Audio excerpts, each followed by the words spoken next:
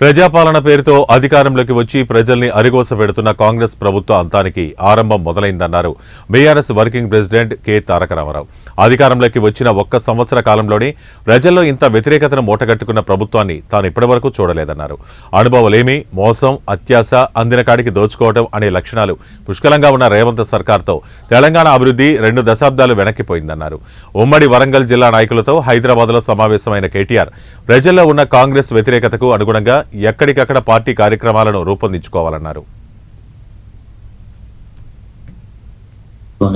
వద్దిరాజు రవిచంద్ర గారు గత నెల రోజుల నుంచి ఇక్కడైతే సభ ప్రాంగణం ఉండినో అక్కడ కష్టపడ్డ మా అన్న నర్సంపేట మాజీ శాసనసభ్యులు పెద్ది సుదర్శన్ రెడ్డి గారు, సోదరుడు శాసన మండలి సభ్యుడు తమ్ముడు పోచంపల్లి శ్రీనివాస్ రెడ్డి గారు, గౌరవనీయులు ప్రభుత్వ మాజీ చీఫ్ విప్ అదే మాజీ చైర్మన్లు జ్యోతక్క గారు, మాజీ ఎంపీ గౌరవనీయులు వద్దిరాజు రవిచంద్ర గారు గత నెల రోజుల నుంచి ఇక్కడైతే సభ